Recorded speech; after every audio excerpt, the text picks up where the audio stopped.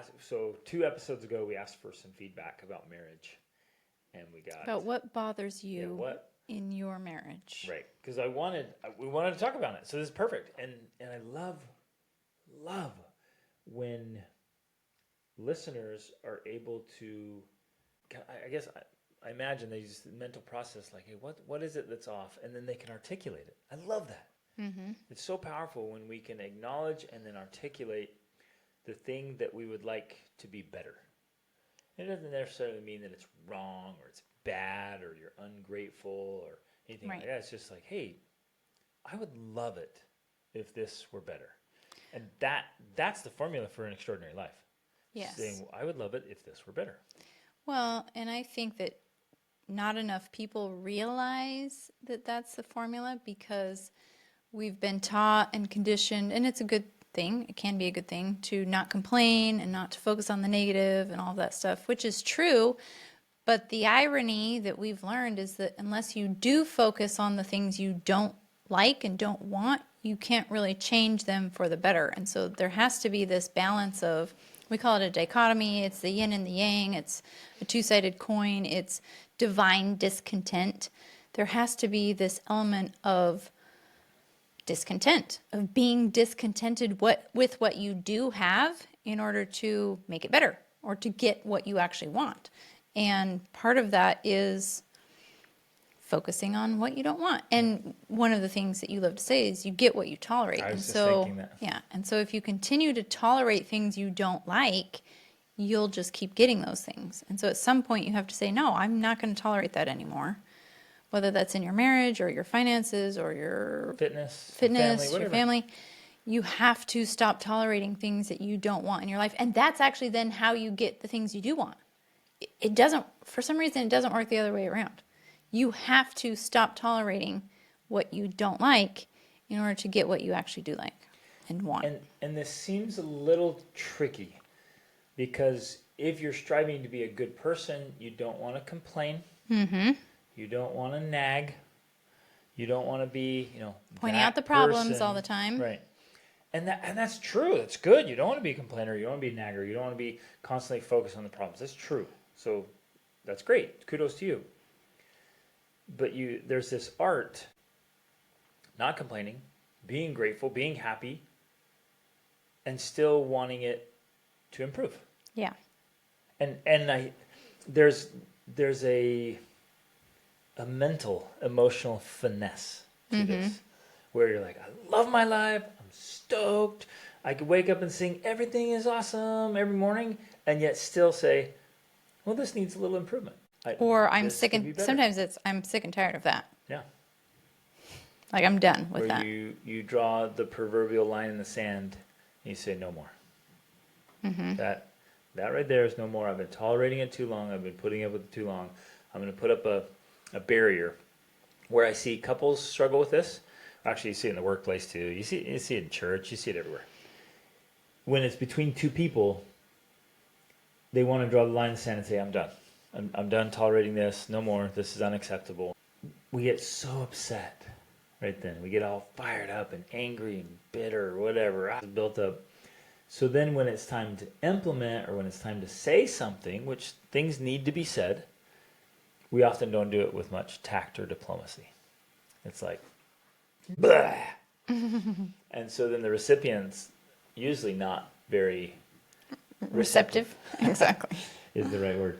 But it has to happen. So Rachel's going to read the question. Well, wait, comment. First I want to use an example that's coming to my mind while you're saying this because this is a principle we live by all the time. I mean, we're currently sitting here in our recording studio in our home/resort in Portugal. We live, the closest beach is 8 minutes away. We have so many amazing beaches within 20 to 30 minutes, like countless amazing beaches.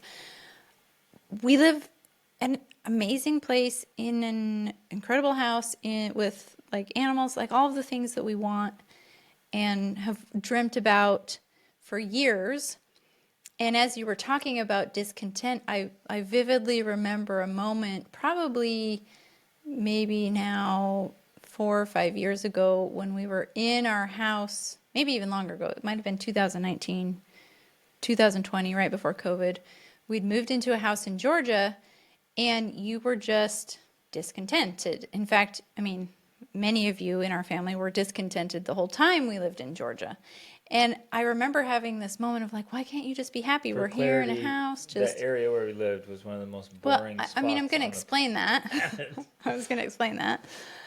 I'm like, we just need to be happy. Why can't you just be happy here and just make the most of it? Like, I know it's boring, but like, find a way to enjoy it. We have a great family, have a great life.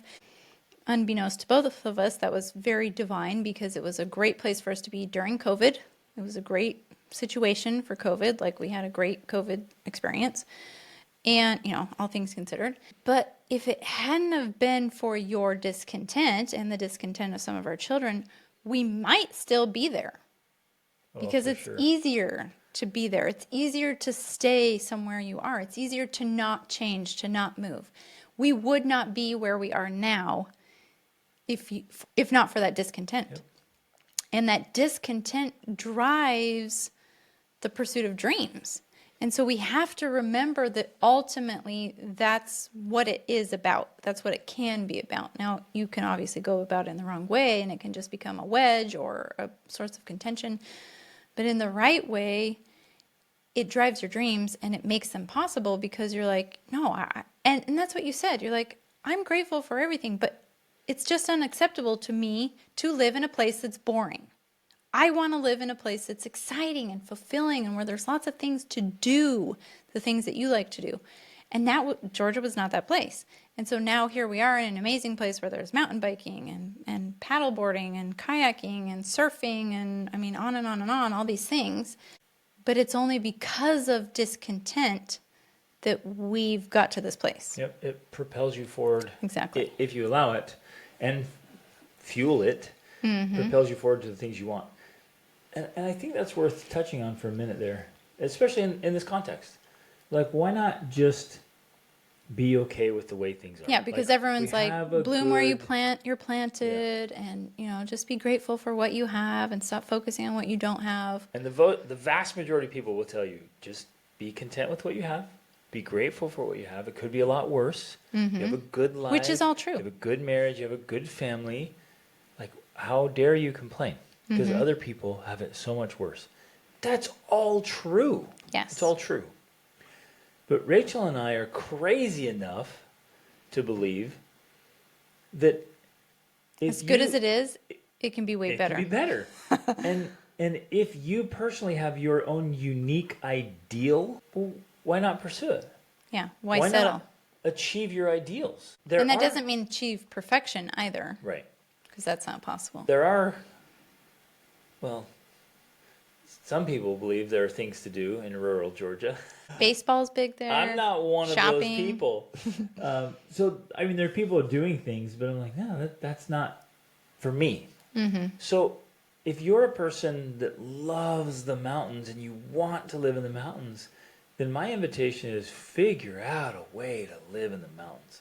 If you love the beach, if you love the big city, like wherever, if that just makes you feel alive and excited, figure out a way to be there. Yeah, because we've traveled to and lived in 55 countries. For me, I've learned it's not true to say bloom where you're planted. Location makes a difference. Yep. Places are different. They have different energies, different spirits, different like they speak to people in different ways. And when you can find that, now there's no perfect place, but when you can find a place that speaks to you more and enlivens you more, that's a good place to be. You'll It's not going to be thrive. perfect. There's still going to be challenges and, there's still life you have to face, but it definitely helps you feel more alive Yep. when you're in the right place. Exactly. Okay, now that was our little detour about that, discontent. Now I'm going to read the question that's related to the topic today, which is about not being a roommate with your spouse, especially if, as the man, the husband, you're the roommate with the benefits, and the wife feels like she's not getting the benefits or the things that she needs from the marriage, which is not a good place to be in. So, Okay, but this, in many of the men I have worked with, to really serve and love and cherish their wives and provide all the logical stuff that she needs. So it goes both ways, The is what you're vast saying. majority of the time, the women reciprocate. There are occasions where the woman gets all her needs met and the husband feels like, oh, she's getting all the benefits. We're roommates with benefits for her, Yes, and I still feel like I'm a single guy right. when it comes to like sex specifically. So it goes both ways, but I think it's definitely predominantly more one-sided. Yes, and I feel like we have definitely addressed that side of it in some of our other episodes. Yep. And so I'm excited today to address this other side of it because I'll read it. Like she's trying to meet those needs, but is still feeling she's lonely. She's not getting her And needs. this is like the epic fail. Right. Indictment. Okay, and on that note though, I hope husbands and wives both listen to this. And I think sometimes we're like, I'll just listen to this, like, I don't want my husband to hear this. 'Cause, whoa, that's just some real honest talk. He might feel bad. He might get offended, whatever. You guys know, or if you're new to us, Rachel and I are advocates of straight talk. It is so important to just have honest talk and just be straight with each other. Like, hey, this thing, I need this. Or this Yeah. is really bothering me. Let's talk about this. Let's address this issue. We have to talk about the issue because too many of us are skirting around it and we don't ever bring it up. We don't actually say it. Well, So- and we keep tolerating what we don't want. Going back to that idea, like as long as you continue to tolerate that, which is essentially what you are doing in an effort to not be confrontational or to not be mean, quote unquote, or critical, you're essentially tolerating something that's not okay. It's not fulfilling for you. You're not your best self. Your relationship is not the best it can be because you continue to tolerate this thing in your life. So, yeah, let's not do that. Okay. I've been listening for a long time. Thank you for the podcast, for championing greatness in personal and family living. It's been a process, and I'm nowhere near perfect, but I've been trying to clean up my side of the street and improve I our love marriage that. and family. I love how she worded that. Yeah. Clean up my side of the street. Because of your podcast and recommended reading, I've realized that my husband needs physical intimacy more than I do, and I've tried to step up and make sure that his needs are met. My husband is a great provider. He loves me and he does sweet things to show me his love. Okay, well, pause right there. That's awesome. That is awesome. So he's a great provider. He loves her. He does sweet things to show that he loves her. So we have to point out from the beginning here, this guy's not getting thrown under the bus, right? He's a good guy doing a lot of good things. It's the little refinements now that we're focusing on. He's always adored me and loved me even at my worst. I can overlook our normal marriage issues, dirty clothes on the floor, unashamedly farting or burping all of the time, and hobbies that take tons of time, like hunting. It's always hunting season. Stop there. She says, I can overlook those normal things. And I'm the man here, obviously. I'm like, no. Even as a guy, I'm like, no, I'm not going to tolerate that. No, man. Pick up your clothes. It's not that hard to get them in the hamper. And then do your laundry. And the belching and the farting and like, okay, that's funny when you're like a teenager and like, it was funny and you laugh at it and giggle. Like, at some point you're like, no, man, that's not classy. And I know guys are like, well, I'm not classy. I'm a rough, tough guy. I'm a caveman. Well, whatever. You don't have to just, and we all pass gas, whatever. But like, you don't have to be nasty. It's just refinement and being classy. We should be gentlemen. So even if we're like tough warriors and we're out hunting and we're fighting, we can still be gentlemen warriors. Well, and I think that, obviously some of that's been lost in society where we don't think, oh, I shouldn't do this in front of ladies type thing. That's an old idea. But I think specifically, if your wife doesn't like it, don't do it in front of her. And You know what I mean? What wife would like that you leave your dirty laundry around and that you belch and fart? Like, well, I can't think of any woman's like, dude, that was sexy. That was a good one, bro. It's just not. And is it a deal breaker? Nope. It's not. Could you tolerate it? Sure. But if you want to add a little bit of spark to the marriage, don't do it. It's so simple. It's so easy not to do it. To the clothes or the laundry, and we're going to get to hunting here in a second. It's so easy. So a little bit of refinement, a little bit of teeny tiny extra effort on your part makes it just a little bit. This is nice. Because at some point, especially after we're 23 years of marriage or 30 years of marriage, it really does come down to the small things. Like, you've done the big things. The big things have been done.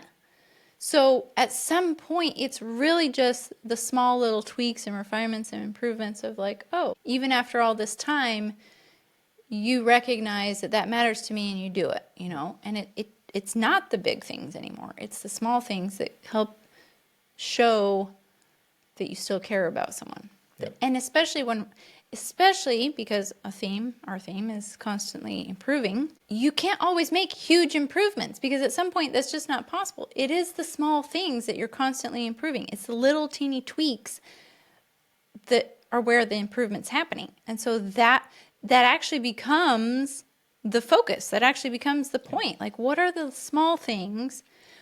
It's easy to do, easy not to do, right? But over time, there's a fantastic book called The Slight Edge. There's also one that's a similar principle, The Compound Effect, that over time, it's the small things that either build up to extraordinary results or that lead to actually, blah, or mediocre or worse. I've been leaving the laundry out for years, and I've gotten used to it. But then it's But if it just still compounded. bothers you, Yeah. then to me, Don't and we tolerate it. talked about that before in another episode, maybe the last one or the last one before, but if there's things like that that are bothering you, yeah, you can overlook them. But you could also just say, you know what, you're an adult, put your clothes in the hamper. Like, I'm done picking up after you. Yep. Like, I love you, but I'm done. I'm not tolerating that anymore. Yep. And the belching and the farting needs to be somewhere else. And Go to the bathroom. If it's pretty chronic and consistent, my guess is Well, your diet needs to be cleaned up. That's something we always look at. Like, if we're regularly burping and farting, Something's off. we're like, your body's something's not- off with your diet, because Yeah. when we eat a clean diet, that's not happening very often Exactly. at all. Now the hunting thing, and she says, well, hobbies, tons of time in hobbies, and his particular hobby is hunting, and I understand that. I understand the desire to have hobbies, and whether it's cars or toys or trucks or motorcycles or boats or And that's a hunting good or thing. fishing. Those are good things, but they have to be, because You're not single. life is about family. Yeah, because you're not single, because you have kids, because you have grandkids, you have to be cognizant of that. And we are advocates of pursuing personal hobbies, but we're maybe even more of advocates of finding hobbies you can do together. Mm-hmm. Find things you can do. So you can have your thing, but when your wife says, it's always hunting season. Now, she may, and again, we're hypothetical. The hypothetical wife might feel like it's always hunting season, when really it's not that bad. Or maybe it is. But, like, are we, which way are we facing, is what I'm asking. Mm-hmm. Are you facing towards the hunting, or are you facing towards your wife? What are you pursuing? Which way are you leaning? Is hunting getting more time and attention and focus and thought and money and resources than your wife? That's where the rubber hits the road, fellas. That's where the problems lie. Right. And it's not that the hunting itself is a bad thing. But it's like, if you find yourself constantly thinking about, strategizing about, you're so into your thing, whether it's fixing up your rig or the latest, greatest fishing rod. Again, nothing wrong with those things, but like, which way you're leaning? Where's your focus? Where's your attention? That's going to be really relevant for the rest of this conversation. Mm-hmm. It's always hunting season, but after 30 years of marriage, I'm lonely. When he's Boom. home, Okay, he's not home. I want to write down the indictments here. We're going to write these down. I'm getting my pencil. Should I keep going for the moment? Yes. So, lonely. Okay. I think it's so important that we have these conversations with our spouses, or we even think about it. I have my coaching clients do this. I'm like, we're gonna write this down. And I'm coaching this couple, and I was like, you write yours down to the wife, and the husband, you write yours down, and we're gonna compare. We're gonna talk here. So the indictment here is, I'm lonely. That to me is a big problem. Like, I Yeah, never, ever, absolutely. ever want you to come to me and say, Greg, I'm lonely. You what? Right? Okay, keep going. When he's home, he's not home. He's on the computer playing games. When we are on a date, Hold up. he's not on the date. This is simple math. 30 years of marriage, probably at least 20 years old when you got married. It puts a gentleman in his 50s playing games. I knew you were gonna go off on that one. I gotta rant about this. Okay, and I hope he's listening. So, brother, to you, sir, little boys play games. And little boys leave their laundry on the floor. And little boys run off and play in the woods, forgetting about their commitments and their responsibilities. And I'm saying that with love, but I'm saying it frank. Like, too many men are acting like boys. And most of the men I talk to, they admit, like, they'll be the first one, like, yeah, that's not real manly of me. That's not my best self. So, as your best self, brother, do you walk around farting, burping, throwing your clothes down, spending all your time out there, and you're in playing video games? Playing, yeah. And we've talked a lot about this because, you know, people are like, well, what's wrong with games? It's not, whatever. They're fun. And yeah, okay, all of that's true. But when you look at it from a bigger perspective, one of the main reasons that people, boys and men specifically, are spending so much time on games nowadays is because they actually have a lack of adventure and excitement in their own life. They're not pursuing, like men want to. That's why the games are so attractive, is because they're doing something that men want to be doing. They're pursuing a goal and an outcome, and they're achieving levels and getting rewards and all of these things. They're strategically designed to work with the psychology of men, especially, but humans. And if that's not happening in your actual life, then the game has just become a pseudo life for that. It's just a big fake replacement. Yeah. Besides the fact that the pure math of the exchange rate, like if you're playing games, that automatically means there's something else you're not doing that you probably should be doing. One of which is investing into your relationship or investing into your children's relationships. Like there's so many other things. Like, and one, you and I obviously are unique people, but I can't even imagine being able to have the time to play a game. That's how busy and full my life is with pursuing real life goals. And I know it's even more true for you. There's no time for games. No. Like games would just be a complete interruption to a great life. Oof. To an extraordinary life. So on that level, that's another consideration. What are you giving up? What are you not pursuing? What are you not achieving because you're playing games? Yep. Who are you not becoming because that is taking up your time and attention? So the hard research here, and I would say this for anybody and everybody listening. If you have devices in your home, then which is pretty much everybody listening. So I'm purposely throwing that out. So if you have devices in your home, then I would highly, highly, highly recommend. In fact, it would be a requirement for me, and it is in our family. Like, oh, if you want devices, then you got to read these books first. And one of them is Glow Kids, and the other one we just finished is The Anxious Generation. They are phenomenal, and they just give you all the research in a very enjoyable read. Well, I would also add wait for it. Boys Adrift by Dr. Leonard Sachs. Yes, fantastic. The research is so clear, and he shares it all very thoroughly in The Anxious Generation. Video games make boys and men less successful. So if you are playing games, you are less successful. Now, some of you will say, well, it's because I'm already successful. Things are good. I have a good income. I have a good job. Things are good. Like, no, man, but you're leaving potential on the table. Not that you necessarily have to pursue more money or more whatever. Like, now you're in a stage of life, you should be pursuing impact, contribution. Like, what's your legacy? What's your legacy? What's the song you're meant to sing? Well, one thing here, your wife feels lonely. So that's the first thing to address. And then I bet if we talk to your kids, they would probably love a little more influence, or grandkids or whatever. Like there's more you have more to give, brother. All of you gentlemen, you have more to give. Playing games is keeping you from really living, and it's limiting your success. Okay. When we are on a date, he's not on a date. He's looking at his phone. When we go on vacation together, he's not with me, he's on the iPad. I've expressed my need for his. Now, first of all, this is common. Like, Yep. we've heard this. Yep. And wives hate it. Yep. They hate it when their men are on their devices. I've expressed my need for his attention, but I don't feel heard. Habits are deeply rooted on both sides, and we fall into our same patterns of interaction. I have become more autonomous, which he hasn't liked because I'm less available.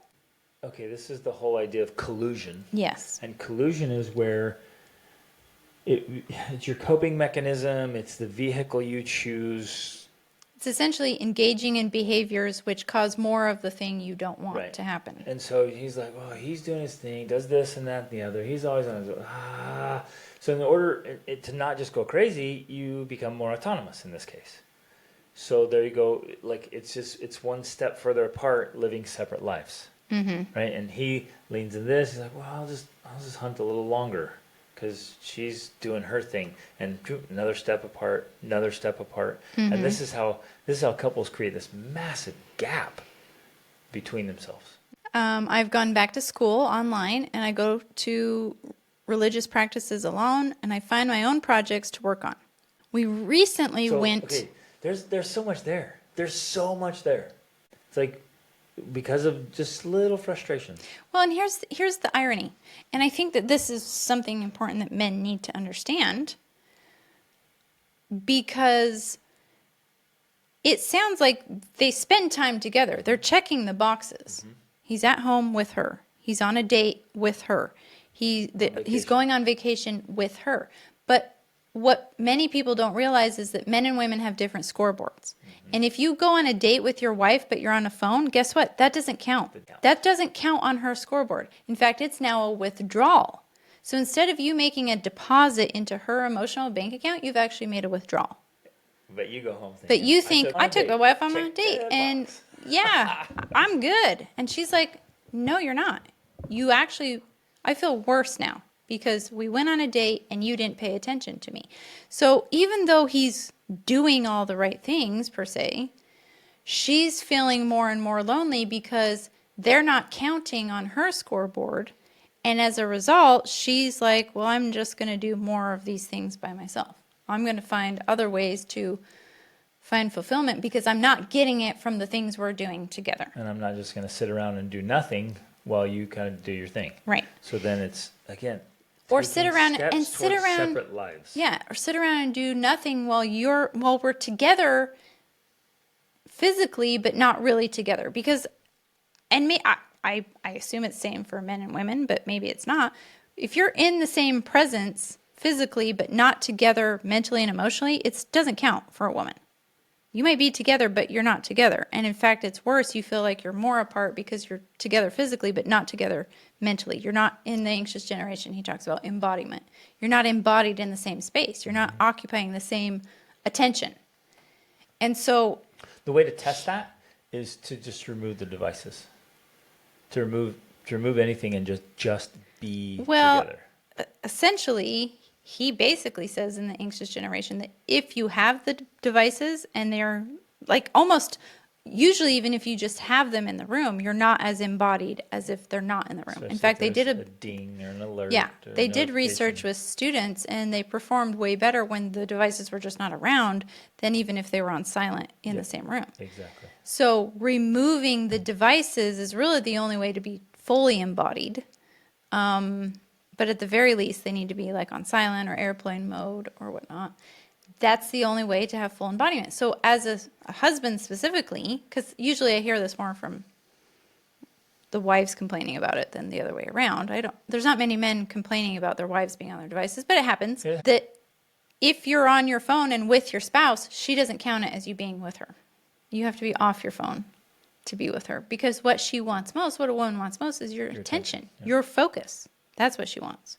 She mentions that he doesn't like her being gone.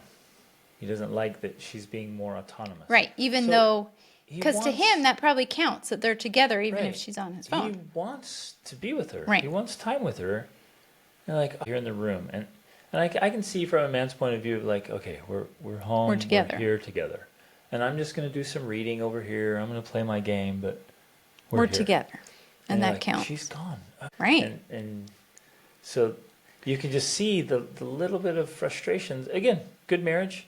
Okay, and we also have to address this. 30 years, the kids are probably all out, right? They're all grown up and out. Potentially. Yeah. For the most, we're going to guess here.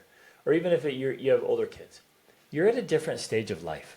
So maybe the finances are pretty well taken care of. Kids are up and out and maybe doing marriage and doing the thing. And you touch bases here and there with kids and grandkids.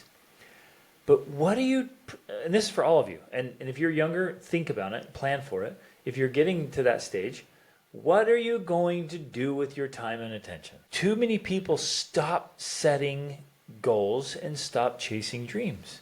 Because in our society, we very much have this Path laid out. but it's only laid out to about 40. Yeah, we've heard that from a lot of people because they're like, well, I've achieved all my goals. I did all the things. I went to school. I got a degree. I got a job. I got married. I had kids, and now I bought the house. paid Now off what? our Like investments. what's after that? I've There arrived. there is nothing after that except retirement, but it's so vague, and so people they kind of are like, well, I don't know what to do now. Right. Where's the gap between 45 and 65? Because they have their eyes on retirement, whatever that means. It's just some random thing. Like, well, just stop working and just, what am I going to do? And a lot of people just die within a couple years of retirement. They have no purpose. They have nothing else to do. So I would say, let's shift this from 45 forward. What exciting, wonderful, great things are you going to do for the rest of your mortal life? What contribution are you going to make? What legacy are you going to leave to your kids and grandkids? What impact and influence are you going to have? That's what we need to be focusing on as a society, especially to give more meaning and purpose and influence to the older generation who can have, a big impact on the rising generation. Yeah. I plan on staying busy, fully realizing that the busyness will look different at each stage, and not busy for the sake of busyness, and not so busy. We've never done this in our life. We've always been so intentional, so deliberate about living that we're never like crazy busy and neglecting each other, the kids, or just running ragged and stressed out. We've never done that. But we're productive. So I'm going to use that word instead of busy. I'm going to be productive as long as I'm alive. And productivity, I'll redefine it through different stages. But there's never a time where I'm like, I think I'll just sit around and play video games. Or I think I'll just sit here and watch other men play sports. That's never, ever clicked with me. Even as a kid, I'm like, why would I sit here and play a game or watch somebody else play when I could be out there playing? Like, I'm going to go watch other people live. It's a framework that's been very helpful for me. Okay, she says, we recently went camping where there was no cell phone or internet coverage. I had his undivided attention for one night before everyone else arrived, and it was wonderful. We talked like we did when we were dating, and I didn't feel like an afterthought. There it is. I think in some ways that's part of maybe the saddest part of our society nowadays, because all of the benefits and good things that technology has brought, what we have lost is this undivided attention. And in fact, I even heard something on a different note where as humans, we used to have a lot more downtime. We used to have time when we just sat and thought and did nothing and like looked at the trees or whatever.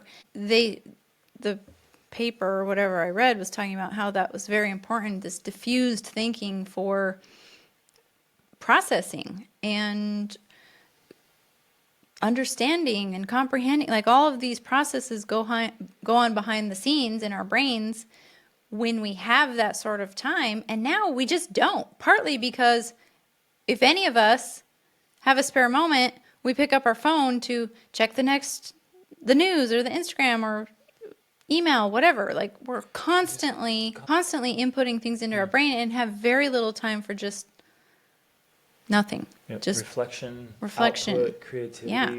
We're not getting it. And especially that's showing up in our relationships where something like this, we get to go out and there's no phone service and we get to actually be with each other and enjoy each other's company.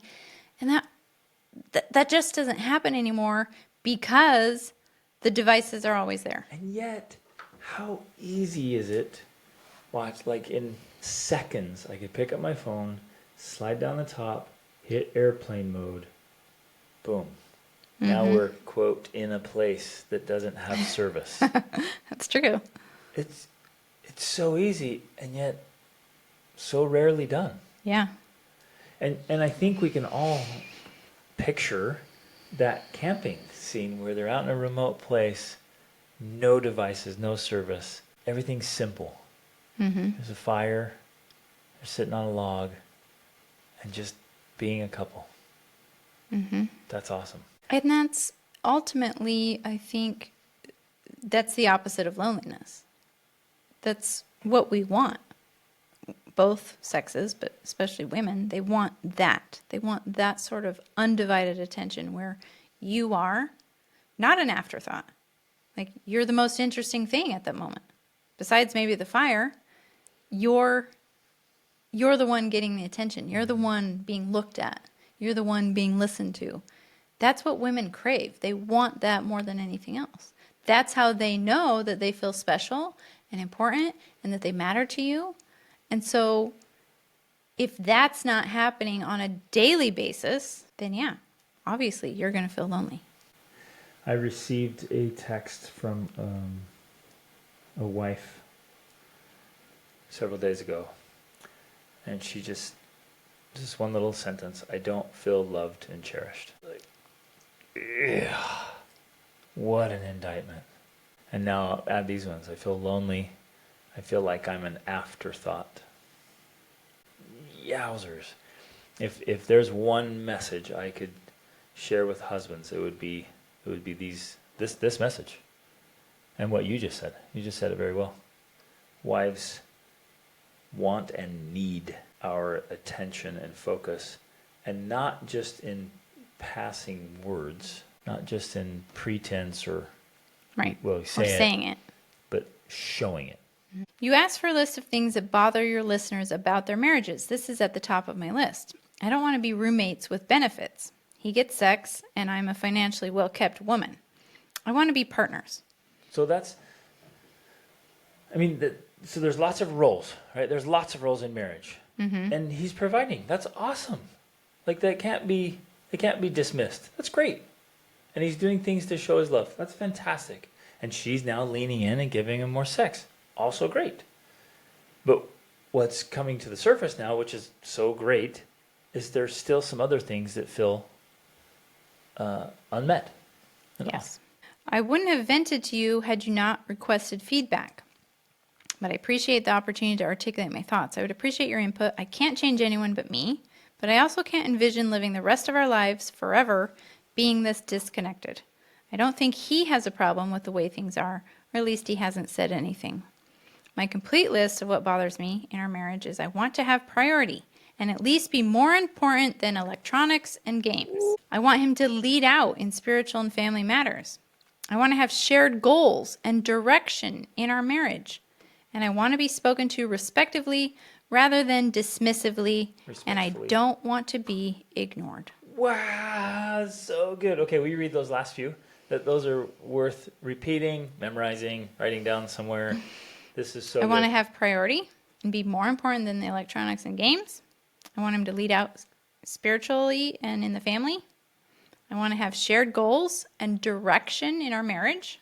So something you're pursuing together. And I want to be spoken to respectfully rather than dismissively. And I don't want to be ignored. How? Those 5 things are huge. Now, we got to help out the gentleman here a little bit because sometimes they define those things differently.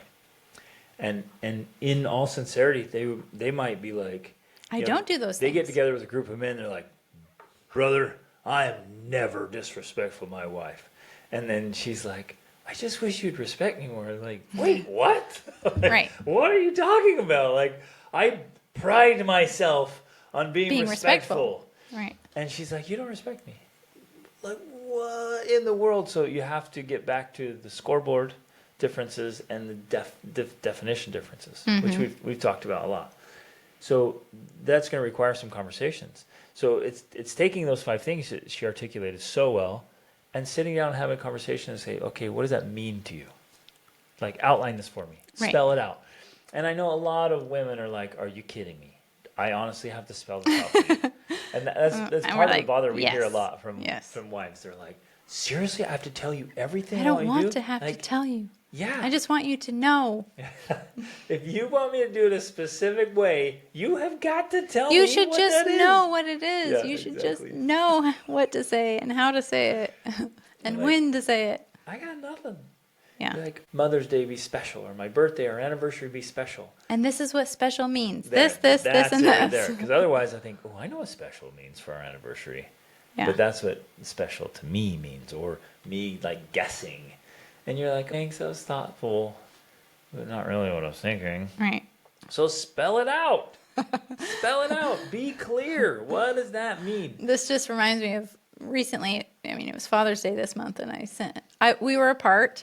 I was in the U.S. and you were here in Portugal, and I sent you a message because you had been asking me for a few weeks about buying a lawnmower at our resort property here, and Because we need one. but I was like, we need a lot of other things first. We need to get all of our rooms ready to rent on Airbnb, and so I thought, we don't need a lawnmower. It's not the highest priority. And so finally I thought maybe I should get him a lawnmower for Father's Day because he's been asking. And so I sent a message. I'm like, would you like a lawnmower for Father's Day? And he was like, no. Would you like a broom for Mother's Day? I was like, nope. But it's just being able to be open about Right. that and ask and tell the other person, like, yes, I would like that. Or like, no, that's a horrible idea. Don't do that for me, Love it. please. That's a perfect example. Yeah. Because you're sitting there apart and thinking, you know what? He's been asking for weeks. for the lawn But the other thing mower." you said was, I already bought one too. It wasn't the one I was going to get. It was a very simple one. But That's a perfect example. yeah. So, number one is let's talk. Talk more about it. Ladies and gentlemen, talk more about it. And Well, and very communicate. specifically for women, especially, tell them Yeah. exactly Exactly. what you mean and what that looks like. Somebody one time says, like, you have to communicate so clearly that not only are you understood, but you cannot be misunderstood. And that's tough. It is tough. Because she even says in there, she's like, I've told him. Mm-hmm. And I would say, well, either he didn't get it, or he forgot, or Or wasn't he didn't communicated. understand.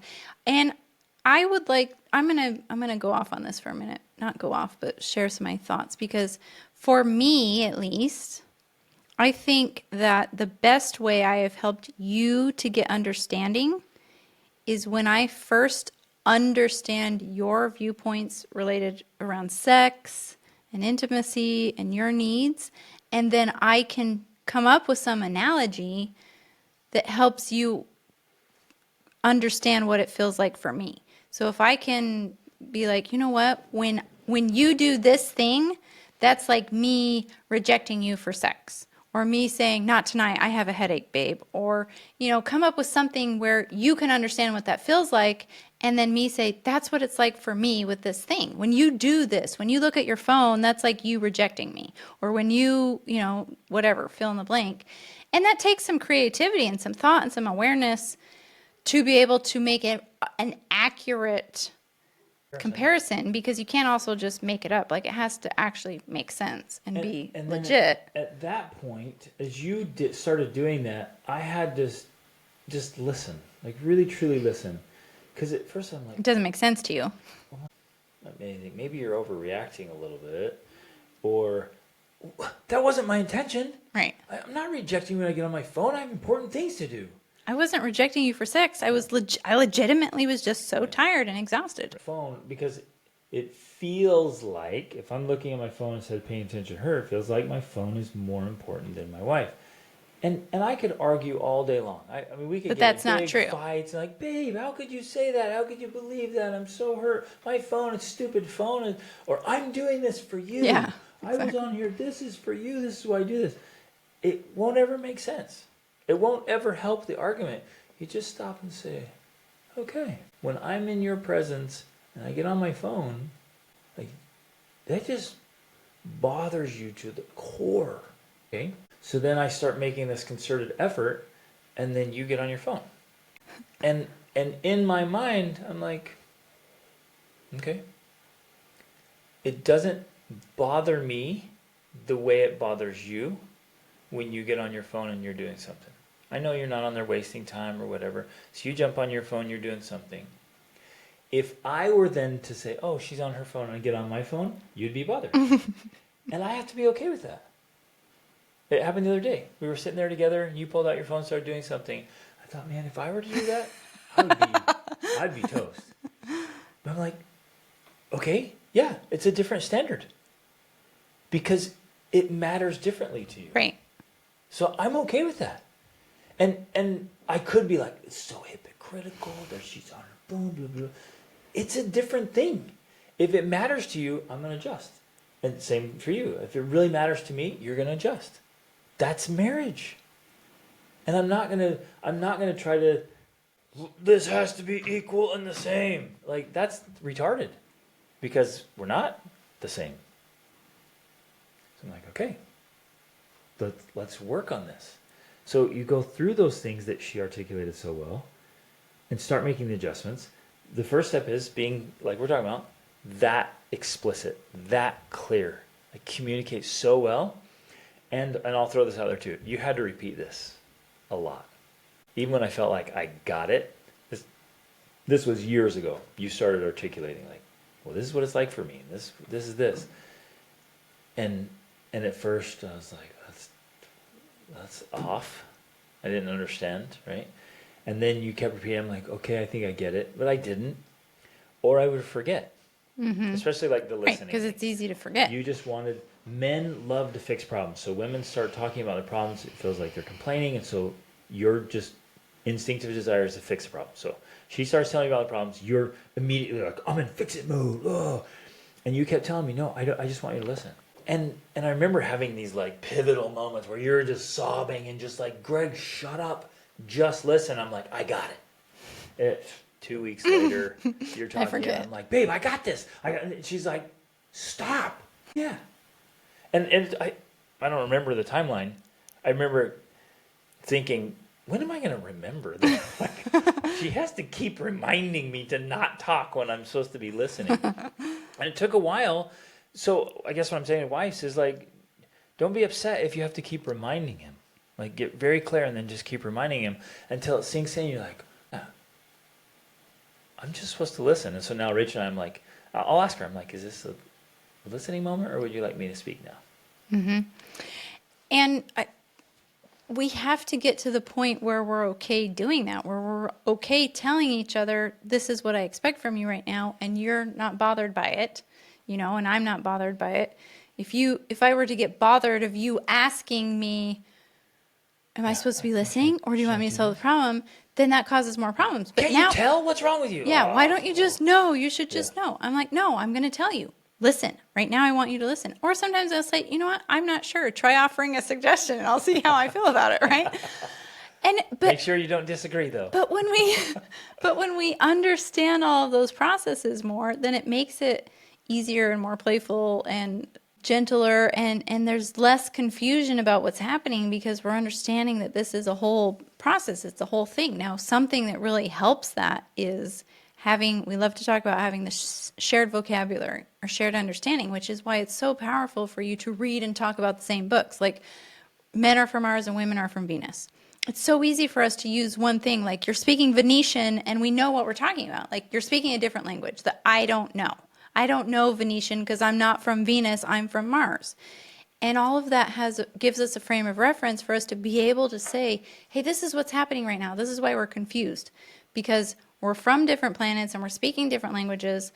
And remember, you need to learn to speak my language, which right now is sitting there and saying, I understand, hon. And so you're listening. That's so helpful. And because if we don't get it, we think she's complaining. I'm like, if I were to do that, I would be a complainer, and that would be ridiculous. Men are complainers. But I'm misinterpreting what you're doing. You're just venting. You're just processing out loud whatever you're having to thinking about or worrying about. Where men tend to process internally often. Right. And then say something. So if a man says it, it's different than if a woman says it. Because he spent a lot of time thinking about it, Right. and so he really means it, where a woman's just thinking out loud and sharing random thoughts that come up and then that are not necessarily true, but she's just... Exactly. Another thing I have to remember is like, you'll say things that you don't believe. Mm-hmm. Where I don't do that. Like, I'll think through it, I'll really process. I'm so careful with what I'm saying. And you'll be like, What about this? and you're so thinking, now, like, what? I kind of chuckle a little bit Yeah. whenever Rachel she's worried about something or afraid of something, and she'll just say it, and I just kind of chuckle. And I think it's really cool. Like, you don't get angry that I'm chuckling, and I'm chuckling because Well, and in my because mind, I'm like, it's kind of cute. It's so funny. silly. And I've learned that I think helps, and it actually helps me because I also can recognize that often things I'm saying in those emotional times are silly. They're like absurd sometimes, and so it can be very funny, and it helps to keep it light, even though it's heavy and deep. It can help keep it light and the awareness of what's actually happening here. It's not as heavy and Right. serious Yes, as we think. It's exactly. just emotion. We're processing and going through emotion. So, but one of the things I think that really helps with this process that people need to understand if they aren't already aware of it is that I think it only works if you practice emotional honesty with each other. Because a lot of times we can say things that aren't true. We can say, oh, I feel this way, or it feels like that, and it might not be true. So it really only works if we are actually emotionally honest. But that also means, at least for me, that means sharing things even if they might be hurtful or they might be misinterpreted, or maybe I think I should hold it back. And I guess the reason why it's important for me to do this is because it helps me to keep you informed of like where I'm at or what I'm thinking or what I'm feeling. And I know, because you are a great husband and a great person, like you don't intentionally say things to hurt me or to hurt my feelings or stuff. But if And that's fundamental for you to be able to share. Yeah. You have to trust me. Like, if you share something, I'm not going to turn around and use it against you. Right. That Exactly. would immediately eliminate your trust or willingness to share things with me ever Right. again. Ever again. Yeah, If I'm like, exactly. yeah, we'll use. No way. That's done. Yes. But it also includes for me that I'm learning to just tell you. So even if I know you don't mean to hurt me with something you say, if you say it and it hurts, then I like to share that. I'm like, that's interesting. It made me feel like this. Because to me, that's part of the emotional honesty part. I'm not going to hold that stuff back to you because we're in the process of self-discovery and relationship discovery. And I feel like all of the feelings and emotions and thoughts that we have can be important in that process. Now, we also, though, had an interesting conversation that if we want to talk about double standards and whatnot, that's not necessarily true the other way around.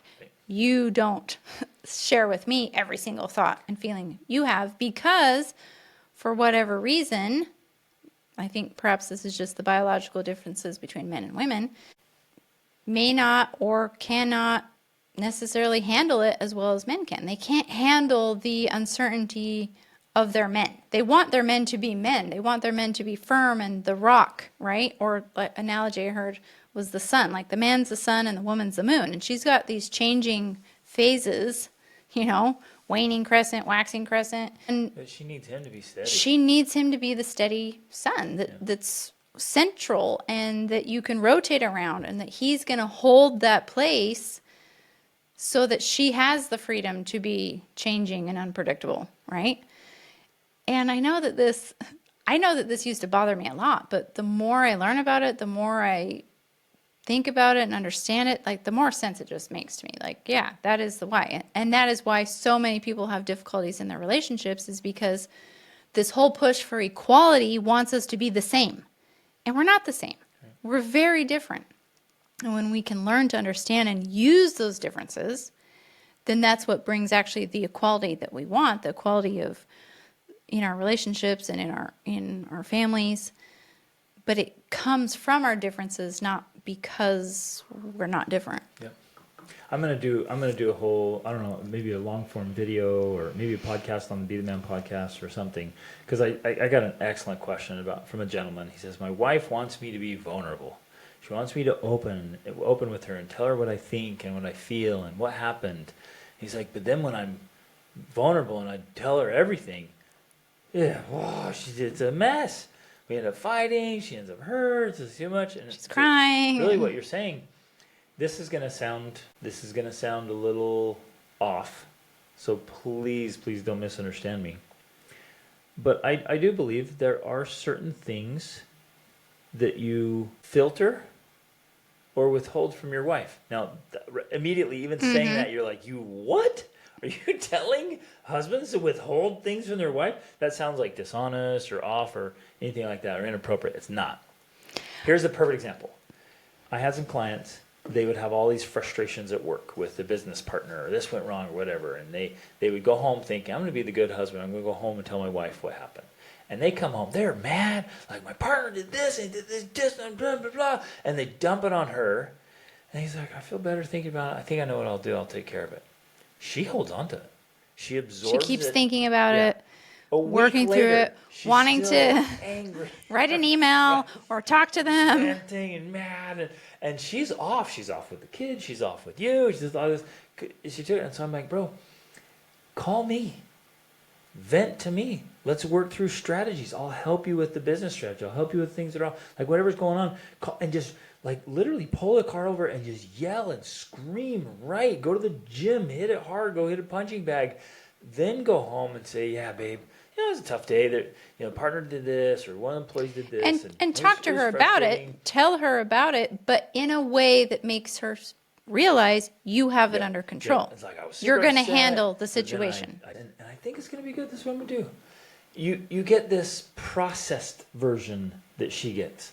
She doesn't feel the full. Well, because at least for me, if I feel control and safety in my life, knowing you have things handled. If you feel like you don't have things handled, like it's beyond your control and you can't fix or solve the problem, I'm a mess. Undoes your certainty. I'm like, I don't know then. I guess everything's going to collapse and we're going to end up in the gutter. Like, I have to know that you have it under control.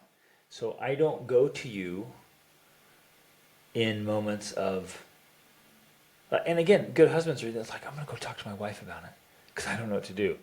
It that may sounds, not be a good idea. I mean, it sounds like a good idea because we want to be able to rely on each other. We want to be there for each other. And I want to be there for you. But it has to be done tactfully. But I also know, and this is the other challenge with this whole process, me being the moon or the ocean or the storm, especially if it's the wrong time of the month and you come to me with that, I am going to be a mess. I will literally think our world is ending and like, that's it. We're done. Our kids are going to go hungry and we're going to be homeless. Because I take, like, it's so heavy. It's so much. Mm-hmm. So that's part of that challenge is because, and you may not know when that is. So it's difficult and it is almost this double standard because you're definitely that for me. Yeah. But interestingly though, I think where, and this again seems so traditional, where you find strength and solace is in our sexual relationship. Mm-hmm. So when you have those low times and those doubts and fears and whatever, if I can be there for you sexually, that helps you. Yep. Like, that's just like a boost for you of like, okay, my woman is here. She's got me. Everything's good. I can take on the world. I know for many men that's the case. Yeah. So, and I know that we've talked so much about this, I have at least, because I love it, this circle of, it's giving and receiving. Like, I think that's really how it works. I give you my problems and my concerns and my worries, but you don't give that back to me. Instead, you give me sex and I receive sex, if we want to think about it specifically that way. And then I can give you my problems, and it goes on and on. And so we're supporting each other, but it's a different type of support because I can't take. It's not exactly reciprocal, yeah. Right? Because as a woman, I can't necessarily handle the burden of you doubting your ability to provide or to Dumping protect all my or fears to and worries. exactly. Like I'll come to you and I 100% advocate this. Go to your wives for ideas. Hey, babe, let's brainstorm this. I'd love your insights. Right. What do you think about this? And here's something. I have some ideas. I would love to hear what are your thoughts on this instead of, babe, I don't know what to do. Everything will fall apart. Help. Well, That is a because totally different what we scenario. have seen happens in those cases is that because it's not like women aren't capable of handling that or doing that or taking on the pressure. I mean, women have done that. But I think that there's always an exchange rate, and she has to take on a more masculine role, which in a relationship, and I think that this plays out if you look at history, like women who take on those more masculine roles have more difficult relationships because they don't know how to be the feminine. They don't know how to do the feminine part of it when they take on the masculine role. And that's often what happens. When a man comes to a woman saying, I don't know what to do, I can't handle this, then she automatically, like her response is like, I'll take care of it. Yeah, I'll do it. It's a feminine approach that then induces some masculine. Yeah, she has to take on her a side. more masculine responsibility And if to that's- be able to solve the problem She's and like, I then got it. I'll take care of it. do it for him. And then she she basically throws off the balance of the masculine feminine relationship, polarity. and then that causes more problems in Which their own we've seen marriage. in a lot of couples. Yeah. Where the wife really starts to lean. It's like, I have to take care of it. It's gonna get. I have to take care of it. And so she becomes Well, they used to say, she wears the pants. right. But whatever. So then the man becomes more and more feminine. But then in every case I've seen, the wife will be like, I have just lost respect for my husband. Mm-hmm. And so she's playing this masculine role. And- so he's and like, doing okay, all I'll do the feminine. things. But then she's like, I'm not okay with you having the feminine role. Yeah. And then they lose the respect and they lose the spark and romance Well, and passion. yes, and, definitely. And it all plays out there. Interesting little tangent. Yeah, we're on a tangent there, but The financing, I just want to share one thing. I know couples who have hundreds of thousands or even millions or tens of millions of dollars in the account. They can still be absolutely worried sick about finances and we're gonna hit the gutter, the kids won't have a future. And even when there's tons of money or great investments, things are still good. Like, no, it's like this just the tendency to catastrophize. There it is. Exactly. Yeah.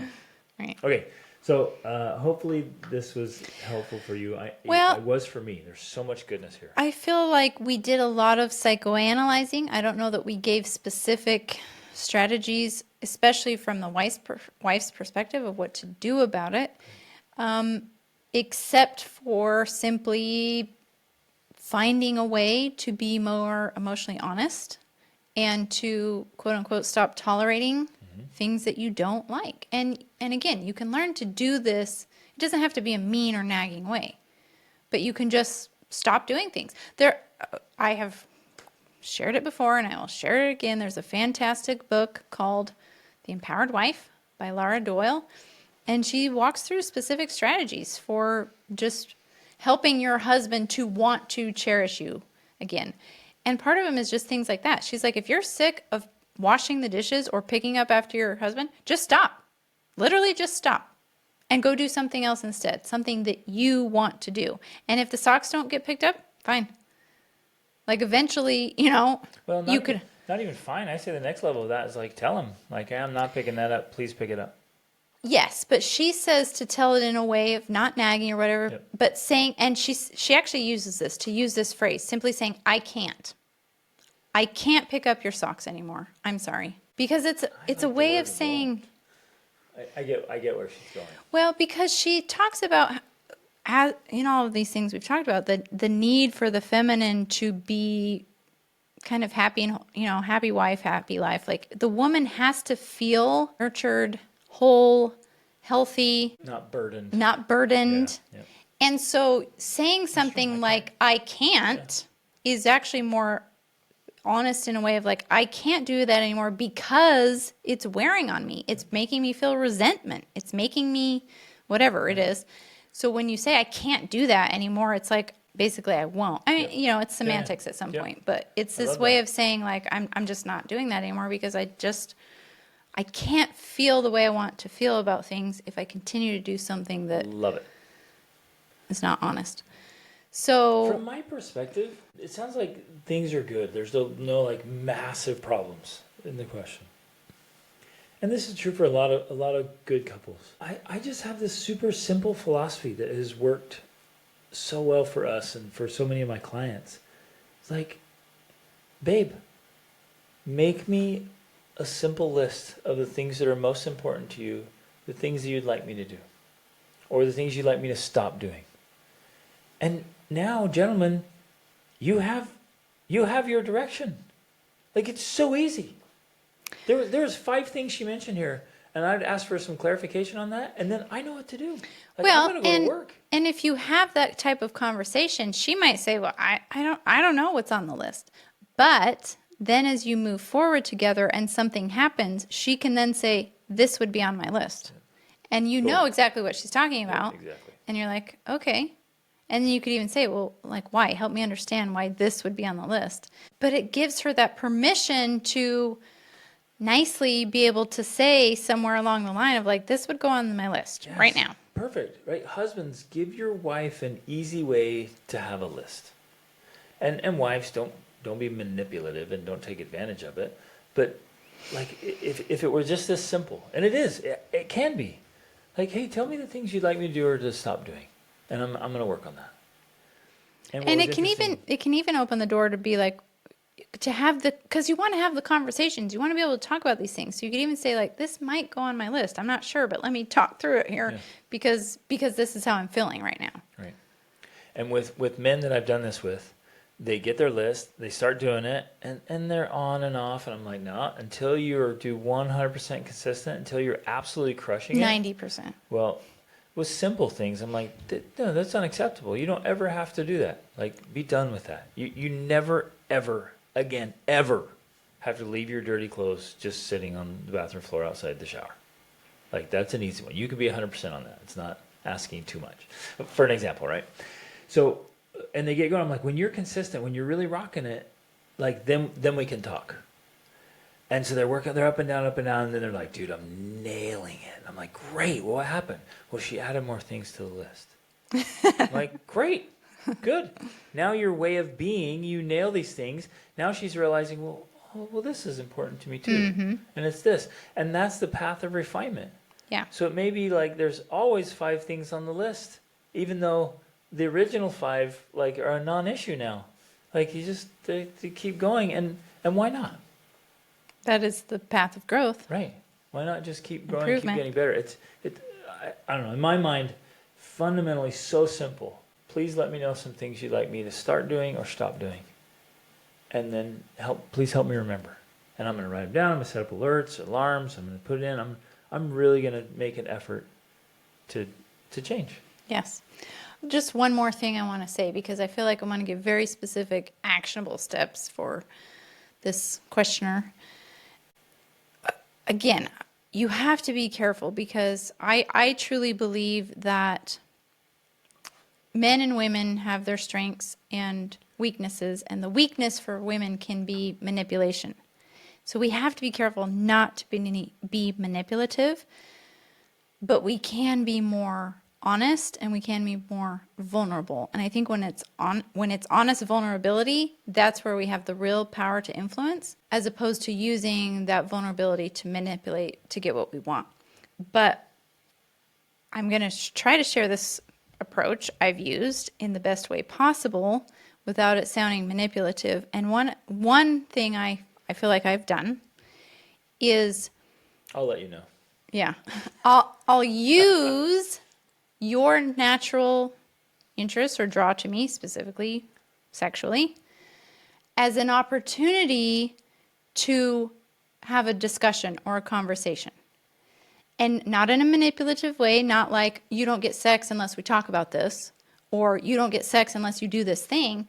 But I will say to you things like, I don't feel open to you sexually, or I don't feel available for sex right now because I'm having these feelings, or I'm having these concerns, or for whatever reason, this just keeps bothering me. And I want to be able to talk about it. And I might even do that. Well, I often do it while I allow you to, it's not like I'm withholding it from you. Like you'll caress me. And Greg and I have something we called naked philosophy, right? Where I'll let him take off my clothes, but we're going to be talking because I have to work through this and I have to share this with him. And I found that you've been obviously very receptive to that sort of conversation. And you're less, Because I know how important it is to you. well, and because I'm naked, That helps. but it also feels, I think, less threatening to you because I'm naked, literally. And so you're drawn to me, but I'm also being vulnerable with you. And I'm saying that this is, maybe this is scary for me, or I feel like I can't be totally, like I'm naked with you now, but I can't be fully naked with you mentally or emotionally because of these blocks or because you do these things and it makes me feel like this. It can be a very helpful way to have a conversation where you're quote unquote using that natural draw in a way to be more open and vulnerable and using it as a metaphor as well of the other side of the conversation of like, this is your need and I want to meet these needs for you, but I have these other needs where I'm feeling like they're not being met. And so I guess that's just something I want to share, that we need to learn how to carefully do that. Yep. Because it can definitely be done in the wrong way. And one of the simplest ways to do that, I think, is just be straightforward. Like, I'm not trying to be manipulative here, but I'm trying to be honest. Just saying something like that can help diffuse it from feeling like a manipulation. Say, I just want to work through this together because I love you and I adore you, and I feel like there's something missing that I want to put my finger on and resolve. And then when they're out in the open and we've talked about them and they're there, then we can continue talking about them and we can address them, we can fix them. Yeah. But if we just quietly put up with them, or we make these little jabs or hints or, whatever, hoping that something change. Hope is not a strategy. So if I hint and hope, never going to work. It has to be clear and directed. It just really bugs me, and I just don't want it to be a part of our life anymore. What can we do about it? Right? That's where you can get things done and make real lasting changes. Love it. Whoa, thanks again for the question. Such a great question. And we've got our list here, gentlemen, of indictments that none of us want to keep. Guilty of. And to be guilty of. At least not permanently. Maybe we'll slip up and make mistakes. But we got to remedy those things and take this super seriously. And it's all in an effort to have an absolutely extraordinary marriage. Because when it's good, it is so good. And it's worth every effort. And I don't know, for me, these are such simple things. They're little refinements like we talked about at the beginning. They're little adjustments, little refinements, 1%, 2% tweaks that make such a positive difference in the quality of the marriage. Okay, love you guys.